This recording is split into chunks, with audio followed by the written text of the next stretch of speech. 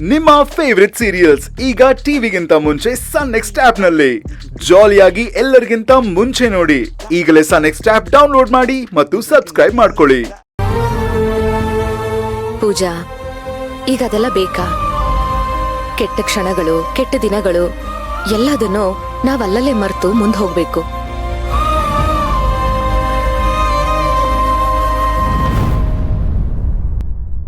ನೋಡು, ನಾನು ಯಾವುದನ್ನು ಮನ್ಸಲ್ಲಿ ಇಟ್ಕೊಂಡಿಲ್ಲ. ನೆನ್ಪಲ್ಲಿರೋದೆಲ್ಲ ಬರೀ ಒಳ್ಳೆ ಕ್ಷಣಗಳಷ್ಟೇ. ನೋಡಿ, ಆಗಿದ್ದನ್ನೆಲ್ಲ ಒಂದು ಕೆಟ್ಟ ಕನಸು ಅಂತ ಅನ್ಕೊಂಡು ಮರ್ತ್ಬಿಡಿ. ಮುಂದಿನ ಜೀವನದ ಕಡೆ ಗಮನ ಕೊಡಿ. ಅಶ್ವಿನ್, ಸಪ್ರೇಟ್ ಆಗಿ ಹೇಳೋ ಅವಶ್ಯಕತೆ ಇಲ್ಲ ಅಂತ ಅನ್ಕೋತೀನಿ. ಅದಕ್ಕೆ ನಿಮ್ಮಷ್ಟು ದೊಡ್ಡ ಮನಸ್ಸು, ಒಳ್ಳೆ ಹೃದಯ ನಮಗೂ ಇದ್ದಿದ್ದಿದ್ರೆ ನಾವು ನೀವು ಹೇಳ್ದಾಗೆ ನಡ್ಕೋತಿದ್ವಿ ಅಂತ ಅನ್ಸುತ್ತೆ. ಆದ್ರೆ ಇಲ್ವಲ್ಲ. ಯಾಕೆ ಅಶ್ವಿನ್ ಹೀಗೆಲ್ಲ ಮಾತಾಡ್ತೀಯ? ಅತ್ತಿಗೆ ನಾ ತಾಯಿ ಸಮಾನ ಅಂತಾರೆ. ತಾಯಿ ಆದವಳು ಮಕ್ಕಳು ಮಾಡಿರೋ ತಪ್ಪನ್ನ ಯಾವುದನ್ನು ಮನ್ಸಲ್ಲಿ ಇಟ್ಕೊಳ್ಳಲ್ಲ.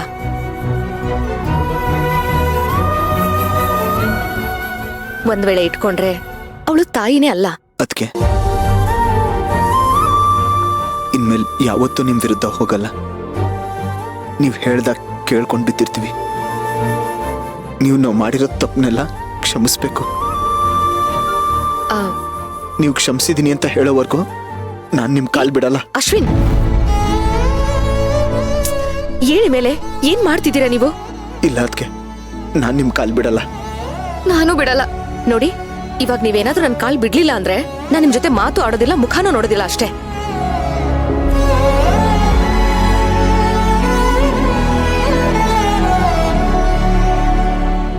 ಏನ್ರೋ, ನಿಮ್ಮಿಬ್ರಿಗೆ ಏನಾದ್ರೂ ತಲೆ ಕೆಟ್ಟಿದ್ಯಾ?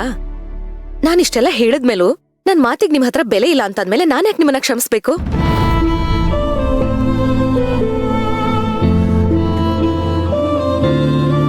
ನೋಡು, ಅಷ್ಟು ದೊಡ್ಡ ಕೇಸಲ್ಲಿ ಸಿಕ್ಕಾಕೊಂಡಿದ್ದ ನಿನ್ನನ್ನ ನಿರಪರಾಧಿ ಅಂತ ಕೋರ್ಟೆ ತೀರ್ಮಾನ ಮಾಡಿದೆ, ಬಿಡುಗಡೆ ಮಾಡಿದೆ. ನಿನ್ನ ಕ್ಷಮಿಸಕ್ಕಾಗ್ಲಿ ಅಥವಾ ಶಿಕ್ಷೆ ಕೊಡಕ್ಕಾಗ್ಲಿ ನಾನ್ ಯಾರು ಹೇಳು?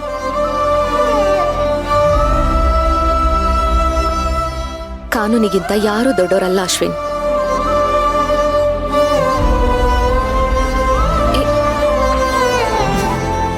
ಹುಚ್ಚ ಹುಡುಗ. ಪೂಜಾ, ನೀನಾದ್ರೂ ಒಂದ್ ಸ್ವಲ್ಪ ಬೈದು ಬುದ್ಧಿ ಹೇಳು.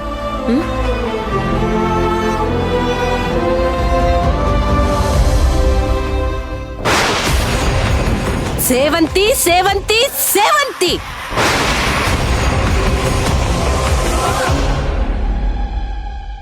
ನಮ್ಮಪ್ಪನ್ ಜೀವನ ನುಂಗಿ ನೀರ್ ಕುಡ್ದಿರೋ ನೀನು ಒಂದೇ ಒಂದು ಕ್ಷಣನೂ ನೆಮ್ಮದಿಯಾಗಿರ್ಬಾರ್ದು. ಪ್ರತಿ ಕ್ಷಣ ವಿಷಯದ ಮುಳ್ಳಿನ ಮೇಲೆ ಬಿದ್ದು ನರಳಾಡ್ತಾ ಇರ್ಬೇಕು ಅಂತ ನಾನ್ ಬಯಸ್ತಾ ಇದ್ರೆ, ನಿನ್ ಪಾಲಿಗೆ ಒಂದ್ ಹುಲ್ ಕಡ್ಡಿ ಕೂಡ ಆ ಮನೇಲಿ ಸಿಗ್ಬಾರ್ದು ಅಂತ ನಾನ್ ಅನ್ಕೊಳ್ತಾ ಇದ್ರೆ, ಒಬ್ಬೊಬ್ರನ್ನೇ ನಿನ್ ಕಡೆ ಸೆಳ್ಕೊತಾ ಇದ್ಯಾ? ನಿನ್ನೆ ಪೂಜಾ, ಇವತ್ತು ಅಶ್ವಿನ್. ಎಷ್ಟೇ ಆಗ್ಲಿ ಅಶ್ವಿನ್ ನಿನ್ ಬಾಲ್ ಬಡ್ಕ ಅಲ್ವಾ? ನಿನ್ನ ಗಂಡ, ನಿನ್ನ ಬಾವನ್ ಜೊತೆ ಇವನು ಸೇರ್ಕೊಂಡು ನಿನ್ ಮಗುನ ಹುಡ್ಕೋಕ್ ಶುರು ಮಾಡ್ಬೋದು. ಆದ್ರೆ ಆದ್ರೆ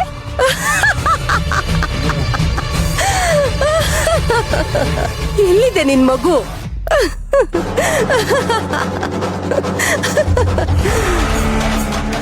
ಏ ಸೇವಂತಿ, ನಿನ್ ಮಗು ಸಿಕ್ಬಿದ್ದಿರೋದು ನನ್ನ ಹತ್ರ ಕಣೆ, ಈ ಮಾಯಾ ಹತ್ರ. ದೇವ್ರು ಕೂಡ ಈ ಮಾಯಾ ಹತ್ರ ಬರಕ್ಕೆ ಹಿಂದು ಮುಂದು ಯೋಚಿಸ್ತಾನೆ ಅಂತ ಪ್ರಚಂಡ ಮಾಟಗಾತಿ ನಾನು.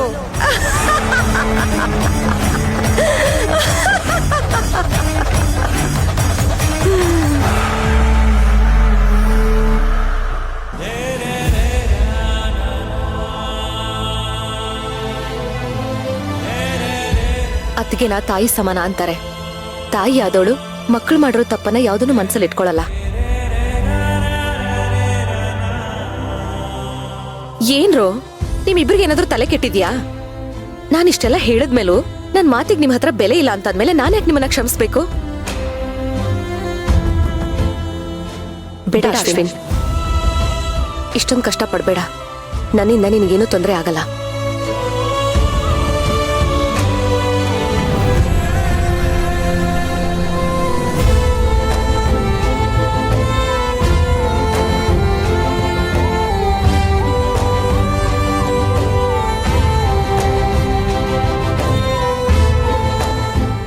ಅಶ್ವಿನ್, ಕ್ಷಮೆ ಕೇಳೋ ಅಂಥ ತಪ್ಪು ನೀನೇನು ಮಾಡಿಲ್ಲ.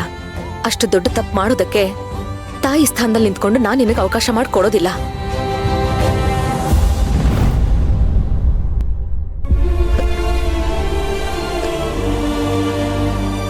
ಇಲ್ಲ ಅದಕ್ಕೆ ನೀವೆಷ್ಟೇ ಸಮಾಧಾನ ಮಾಡಕ್ ಬಂದ್ರು ನಾನಂತೂ ಸಮಾಧಾನ ಆಗಲ್ಲ.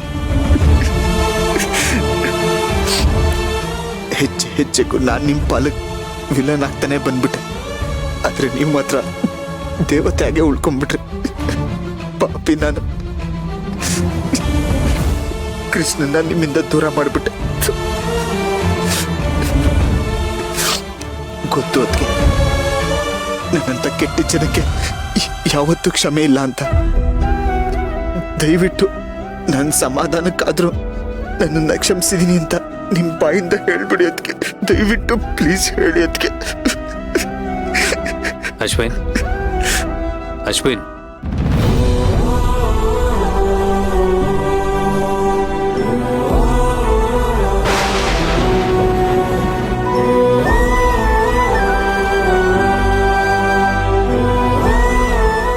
ಕರ್ಣ ನೀನಾ?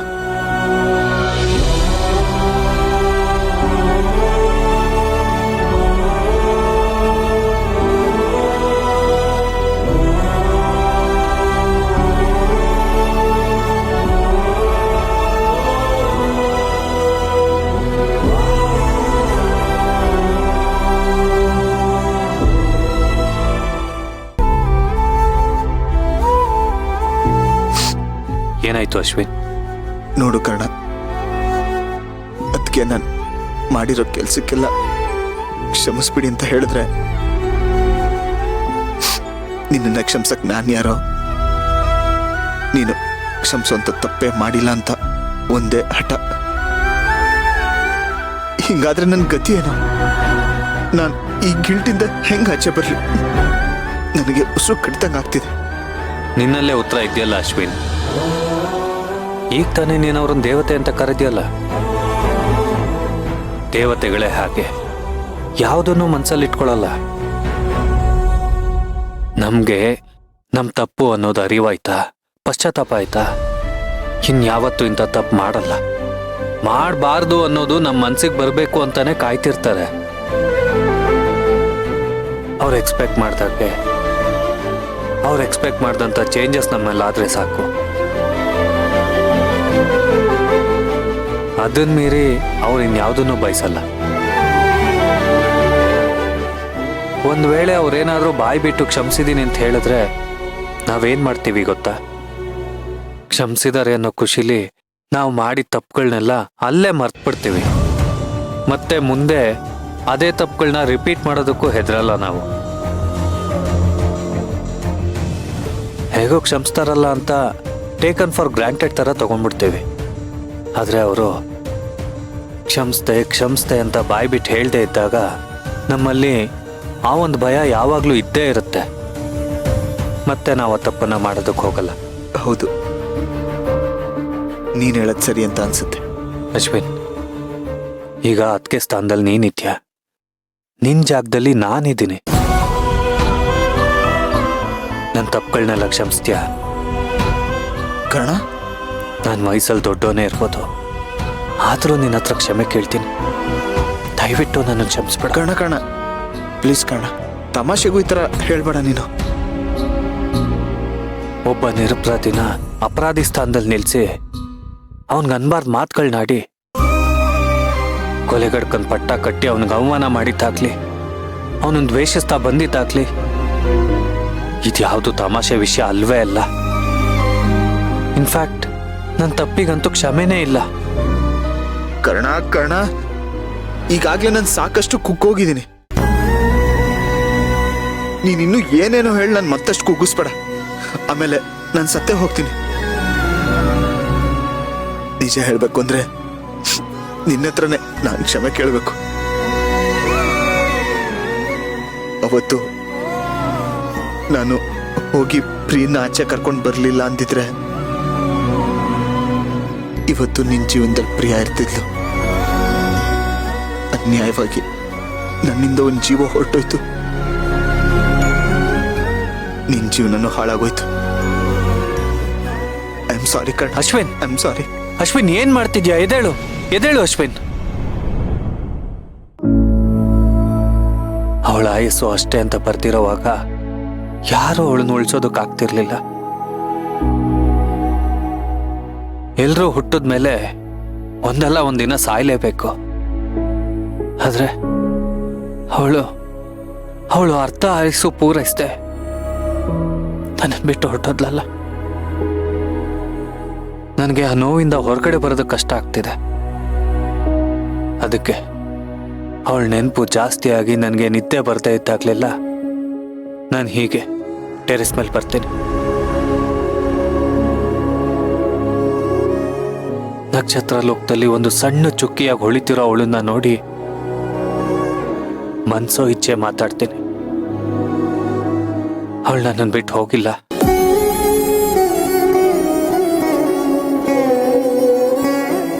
ಕಣ್ಣಿಗೆ ಕಾಣಿಸೋ ಅಷ್ಟು ದೂರದಲ್ಲೇ ಇದ್ದಾಳೆ ಅನ್ನೋ ತೃಪ್ತಿಲಿ ಮಲ್ಕೊಳ್ತೀನಿ.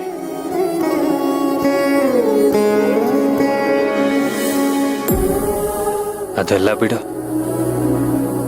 ಹೌದು, ಇವತ್ತಾದ್ರೂ ಹೇಳು ಅಶ್ವಿನ್, ಅವಳನ್ನ ಗೋಡನ್ ಹತ್ರ ಏನಕ್ಕೆ ಕರ್ಕೊಂಡೋದೆ?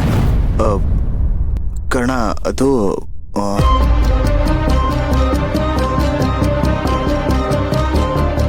ಅಶ್ವಿನ್, ಒಂದು ರಿಕ್ವೆಸ್ಟು. ಏನಣ್ಣ? ಕೋರ್ಟಲ್ಲಿ ಯಾವುದೇ ಕಾರಣಕ್ಕೂ ನಿನ್ನ ಮಗುವಿನ ಸಾವಿಗೆ ಕಾರಣ ಪ್ರಿಯಾ ಅಂತ ಆಗಲಿ ಅಥವಾ ಪೂಜಾಗೆ ಅಬೋಷನ್ ಆಗಿದ್ದಕ್ಕೆ ಕಾರಣ ಪ್ರಿಯಾ ಅಂತ ಆಗಲಿ ಹೇಳಕ್ ಹೋಗ್ಬೇಡ. ನೋಡು, ಪ್ರಿಯಾ ಅಷ್ಟು ಕೆಟ್ಟೋಳು ಅಂತ ಕರ್ಣನ್ ಗೊತ್ತಾದ್ರೆ ಅವನ ಮನಸ್ಸು ಒಡೆದು ಹೋಗುತ್ತೆ. ಕರ್ಣನ್ ಜೀವನದಲ್ಲಿ ಎಲ್ಲನೂ ಇತ್ತು, ಆದ್ರೆ ಪ್ರೀತಿ ಅನ್ನೋ ಕೊರತೆನ ನೀಗ್ಸೋದಕ್ಕೆ ನಮ್ ಯಾರ ಕೈಯಲ್ಲೂ ಆಗ್ಲಿಲ್ಲ. ಅದನ್ನ ನೀಗ್ಸಕ್ಕೆ ಅಂತ ಬಂದವಳೆ ಪ್ರಿಯಾ. ಪ್ರಿಯಾ ಯಾರ ಪಾಲು ಕೆಟ್ಟೋಳಾಗಿದ್ರು ಕರ್ಣನ್ ಪಾಲ್ಗೆ ಮಾತ್ರ ದೇವತೆ ಆಗಿದ್ಲು. ಹೇಳು ಅಶ್ವಿನ್. ಅದೇ ಕರ್ಣ, ಕೋರ್ಟಲ್ಲಿ ಹೇಳಿದ್ನಲ್ಲ, ಅವಳಿಗೆ ಗಾಡೀಲಿ ಹುಷಾರ್ ತಪ್ಪಂಗಾಯ್ತು. ನಾನು ನಿಲ್ಲಿಸ್ದೆ, ಅವಳು ಇಳಿದು ಹೋದ್ಲು. ಅದೇ ನಿಜ.